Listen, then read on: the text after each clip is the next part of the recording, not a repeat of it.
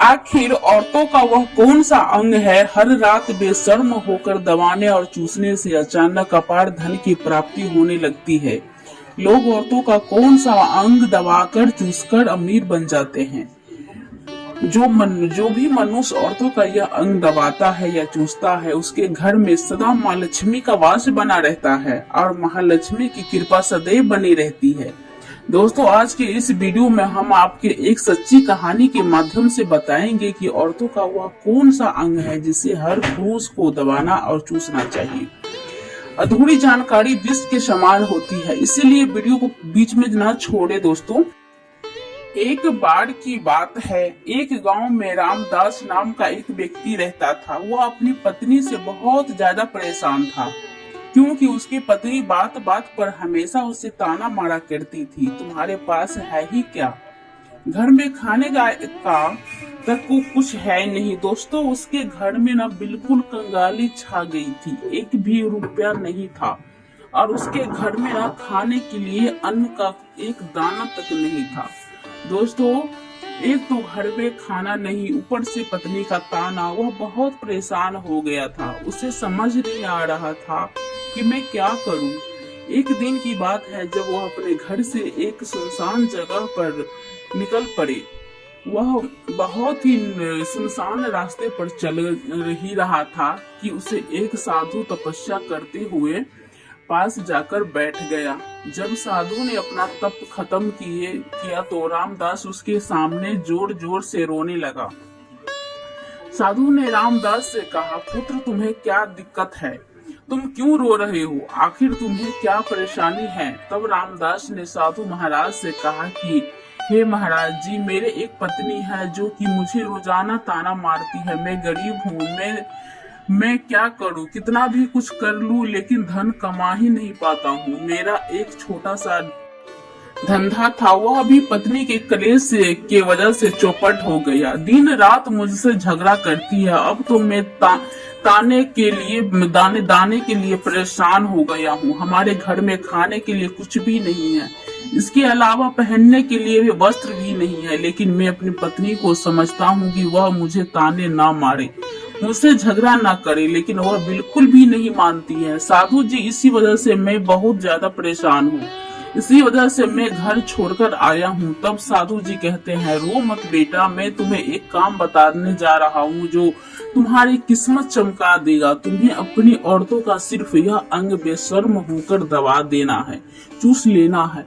अचानक तुम्हारे घर में धन की प्राप्ति होने लग जाएगी, तुम देखते ही देखते अमीर बन जाओगे। साधु जी कहते हैं, जो भी पुरुष औरतों का यह अंग दबाता है या चूसता है, उसके घर में कभी भी धन की कमी नहीं रहती है और न ही उसके घर में लड़ाई होती है। वह जो भी व्यापार करता है उसे हमेशा तरक्की होती है। साधु जी ने कहा, अब मैं तुमको औरतों के उन अंगों के बारे में बताने जा रहा हूँ जिसे ध्यान से सुनना और अपने जीवन में इस पर गौर करना। तब रामदास साधु जी महाराज की बातें बहुत गौर से सुनता है और कहता है कि जितना जल्दी हो सके मुझे यह बात बता दो। तो दोस्तों, तभी साधु जी महाराज उस आदमी को एक कहानी सुनाते हैं और बताते हैं कि एक नगर में एक किसान रहा करता था। उसके बहुत सारे खेत थे जिस पर वह दिन रात मेहनत करता था। उसके घर में किसान और उसकी पत्नी रहा करते थे। उस किसान और उस पत्नी में आपस में बहुत ज्यादा प्रेम था। उसके घर में किसी भी प्रकार की लड़ाई झगड़ा या क्लेश नहीं होता था। इसी वजह से उसके घर में सदैव महालक्ष्मी का वास रहता था और उसके खेतों में इतनी ज्यादा पैदावार होती थी ना कि वह दिन प्रतिदिन और अमीर होता जा रहा था। उसी दिन उस किसान और उसकी पत्नी में इतना प्रेम था कि आसपास के लोग उन्हें देखकर जल जाया करते थे। धीरे धीरे उसके पूरे गांव के लोग जान गए कि किसान और उसकी पत्नी में बहुत ज्यादा प्रेम है। धीरे धीरे यह बात उस नगर के राजा तक पहुंच गई। दोस्तों, किसान और उसकी पत्नी की बात जब राजा के पास पहुंचती है तो राजा भी उसके प्रेम की काफी ज्यादा तारीफ करते हैं। वह सभी से बताते हैं कि हमारे नगर में एक किसान है, उसकी पत्नी रहते हैं जिनसे कभी भी लड़ाई झगड़े नहीं होते हैं। उन दोनों में आपस में इतना प्रेम है कि मैंने ऐसा अपनी जिंदगी में कभी भी नहीं देखा। एक बार की बात है, राजा पूरे नगर में ढिंढोरा पीट देता है कि इस नगर में जितने भी लोग हैं वह सभी अपने घर में घी का दिया जलाएंगे। राजा की पत्नी पूछती है कि आप ऐसा क्यों कर रहे हैं, सबके घर में घी का दिया क्यों जलवा रहे हैं। राजा अपनी पत्नी की बात सुनकर कहते हैं कि दीपक प्रेम की निशानी होता है, जिसके घर में घी का दीपक जलता है ना, उसके घर में सदैव प्रेम बना रहता है। और मैं चाहता हूँ कि जो प्रेम किसान और उसकी पत्नी के घर में है ना, वो हमारे पूरे नगर में रहे पति पत्नी के बीच। इसीलिए मैं हर घर में दीपक जलाना चाहता हूँ। दोस्तों, राजा के सैनिकों जाते हैं और हर जगह नगर में डंगी पीट देते हैं और कहते हैं कि सभी के घर रात भर घी का दीपक जलना चाहिए। दोस्तों, राजा की बात मानकर सभी नगरवासी अपने घर में दीपक जला देते हैं, लेकिन जैसे ही आधी रात होती है ना, सभी के घर के दीपक बुझ जाते हैं, लेकिन किसान के घर का दीपक वैसे ही जलता रहता है। दोस्तों, दीपक हमेशा किसान की पत्नी जलाती थी, लेकिन उनकी बात नहीं मानती थी। वह हमेशा अपनी मनमानी करती थी, उसका जो भी मन करता था वही काम करती थी। लेकिन किसान को इस बात से कोई भी दिक्कत नहीं होती थी, क्योंकि किसान बहुत समझदार था। किसान सोचता था कि यदि मैं अपनी पत्नी को रोक टोक करूंगा तो घर में बेवजह ही लड़ाई झगड़ा होंगे। कई चीजें किसान की इस वजह से अनदेखा करता था कि उसके घर में प्रेम बना रहे। राजा अपने महल में को छोड़कर पूरे नगर का नजारा देख रहे थे। उन्होंने देखा कि सारे नगर में किसी के घर में दीपक नहीं जल रहा है, और लेकिन किसान के घर में दीपक जल रहा है। तब राजा अपनी रानी से बोलता है कि देखो, किसान और उसकी पत्नी के घर में दीपक जगमगा रहा है, लेकिन पूरे नगर में कहीं भी दीपक नहीं जल रहा है। इसी से पता लगता है कि किसान और उसकी पत्नी में कितना प्रेम है। तब राजा की पत्नी राजा से बोलती है कि जो किसान और उसकी पत्नी प्रेम है ना, वो किसान की पत्नी की वजह से है, और इसी वजह से उसके घर में इतना ज्यादा प्रेम है। दोस्तों, जब राजा रानी की बात सुनता है ना, तो कहता है नहीं, तुम्हारा सोचना गलत है। जो प्रेम किसान है ना, किसान के घर में है ना, वह उसकी पत्नी की वजह से नहीं है, बल्कि वह किसान की वजह से है। रानी कहती है कि किसान की पत्नी बहुत ज्यादा समझदार है, आपके सोचना गलत है, और वही वजह से है जो कि उनके घर में कभी भी लड़ाई झगड़ा नहीं होती है। राजा कहता है कि किसान समझदार है, और रानी कहती है कि किसान की पत्नी समझदार है। दोस्तों, इसी तरह कुछ देर चलता रहता है। इसी बात को लेकर राजा और रानी के बीच काफी झगड़ा हो गया। इसके बाद रानी राजा की दाढ़ी उखाड़ ली और राजा ने रानी को उठाकर पटक दिया। उसके बाद राजा कहता है कि हम लोग को झगड़ा करने की जरूरत नहीं है, क्योंकि ना हम किसान हैं और ना उसकी पत्नी की परीक्षा ले सारा दूध का दूध और पानी का पानी हो जाएंगे। लड़ाई करने के बाद इस बात पर राजा और रानी दोनों सहमत हो गए और दोनों की परीक्षा लेने के लिए तैयार हो जाते हैं। तब राजा अपने महल में जाता है और एक पुरुष सैनिक को बुलाता है और पुरुष सैनिकों को बुलाता है कि तुम किसान के पास जाओ और जो जो प्रश्न मैं तुम्हें बोल रहा हूँ वह तुम किसान को बोल देना। वह पुरुष सैनिक बोलता है कि ठीक है महाराज। वह सैनिक राजा की बात सुनकर किसान के पास जाता है। उस समय किसान की पत्नी देखो तो मैं गई थी, लेकिन किसान की कुछ तबीयत ठीक नहीं थी, इस वजह से वह खेतों पर नहीं गया था। इस समय वह सैनिक किसान के घर पहुंच जाता है और किसान से कहता है कि मैं राजा दरबार से आया हूँ, राजा साहब ने मुझे भेजा है। दोस्तों, किसान कहता है बताइए मैं आपकी क्या सेवा कर सकता हूँ। आप बैठ जाइए, मैं आपके लिए पानी लेकर आता हूँ। तभी वह सैनिक बोलता है कि नहीं, तुम कुछ भी मत लाओ, मैं राजा का सैनिक हूँ, बस आपके पास राजा का समाचार लेकर आया हूँ। तब किसान कहता है ठीक है, आप मुझे बताओ राजा साहब ने मेरे लिए क्या समाचार भेजा है। सैनिक कहता है किसान, राजा साहब ने यह बोला है कि यदि तुम अपनी पत्नी को छोड़ देते हो तो राजा जी आपको बहुत सारे हीरे जवाहरात और साथ में तुम्हारे जमीन से 2 गुना ज्यादा जमीन राजा जी आपके गिफ्ट में देंगे। इसके अलावा राजमहल का आधा हिस्सा भी आपके दिए जाएंगे। लेकिन जो किसान ने जवाब दिया वह सुनते ही लायक है। किसान ने कहा, राजा जी अपना पूरा राजमहल मुझे क्यों दे देना चाहते हैं, लेकिन मैं अपनी पत्नी को नहीं छोड़ूंगा।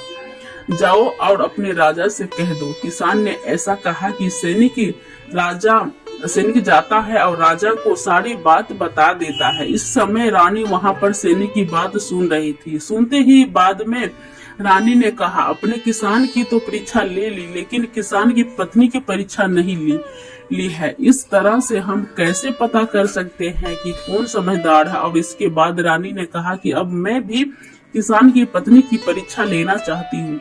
जब दोनों की परीक्षा हो जाती है तभी पता चलेगा कि कौन समझदार है। फिर रानी ने भी एक सैनिक बुलाया और वह कहा कि मेरी बात किसान की पत्नी को बोल देना और याद रखना, यह बात तभी बताना जब किसान वहां पर ना हो। सैनिक ने पूछा कि रानी क्या बात है बतानी है, वह तो बताओ। रानी ने सैनिकों को सारी बात बता दी। सैनिक किसान के घर जाता है और उसके घर में आवाज लगाता है तो उसके घर से किसान की पत्नी निकल कर आती है और कहती है कि बताओ क्या हुआ, क्यों ढिंढोरा पीट रहे हो। तो सैनिक ने कहा कि राजमहल से आया है हूँ, मुझे रानी ने भेजा है। किसान की पत्नी ने कहा, बताओ कि किस लिए आई हो। तब सैनिकों ने कहा, रानी जी बोला है यदि तुम अपने पति किसान को मार देती हो तो आपके बहुत सारे हीरे जवाहरात रानी आपके देंगे और साथ ही में राजमहल का आधा हिस्सा भी आपके मिलेगा। इसके अलावा जितने भी आपकी जमीन है ना वह तो आपकी रहेगी ही, लेकिन उसके 2 गुना जमीन भी रानी आपको देगी।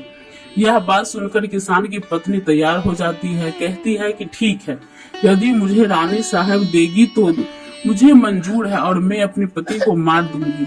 तब सैनिक पूछता है कि रानी को कैसे पता चलेगा कि आपने अपने पति को मार दिया है।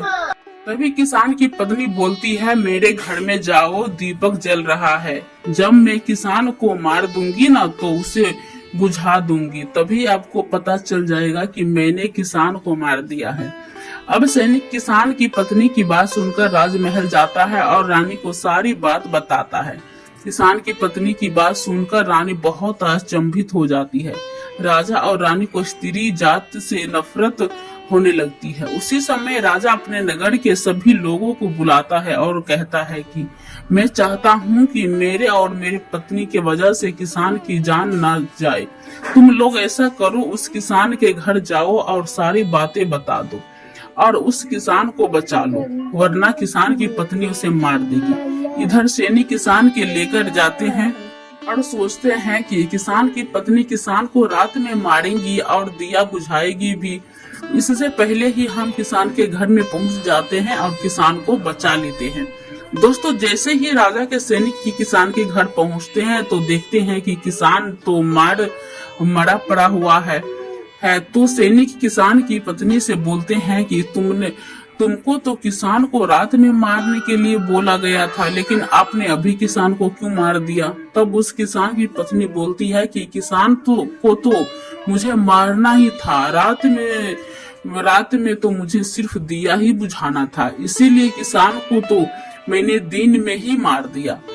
तो सभी सैनिक तुरंत ही किसान के घर से दौड़े जाते हैं और राजा रानी को सारी बातें बता देते हैं। राजा और रानी क्रोध से आग बबूला हो जाते हैं और इसके बाद राजा और रानी किसान की पत्नी को बंदी बनाकर लाने के लिए अपने सैनिकों से कहते हैं। सैनिक जाते हैं, किसान की पत्नी को बंदी बनाकर ले आते हैं। राजा किसान की पत्नी से पूछता है कि ऐसा तुमने क्यों किया, तुम लालची औरत हो, तुम्हें पैसे से प्यार है। तभी किसान की पत्नी को जवाब दिया और बताया कि मुझे तो किसान को पहले ही मारना था, वह तो मैं कोई बहाना ढूंढ रही थी, क्योंकि किसान की आदत बहुत खराब थी, वह मेरे साथ बहुत खराब व्यवहार किया करता था। तो राजा ने कहा, ऐसा क्या करता था? किसान की पत्नी ने जवाब दिया कि वह मेरे नाक का ऊपरी हिस्सा अपनी उंगली से हमेशा दबाया करते थे। इसके अलावा किसान एक काम और मेरे साथ करता था। वह किसान मेरे कान का पिछला हिस्सा अक्सर अपनी जीभ से स्पर्श किया करता था। राजा ने पूछा, यह बताओ, जब आप लोग गरीब थे तब क्या किसान आपके साथ यह काम करता था? किसान की पत्नी बोलती है, नहीं महाराज, तब ऐसा नहीं करता था। तब राजा ने कहा, मैं समझ गया कि किसान ऐसा क्यों करता था। उसी समय साधु जी ने रामदास से पूछा, तुम्हें कुछ समझ में आया? औरत का कौन सा अंग दबाने से तथा चूसने से लोगों को अचानक धन की प्राप्ति होती है?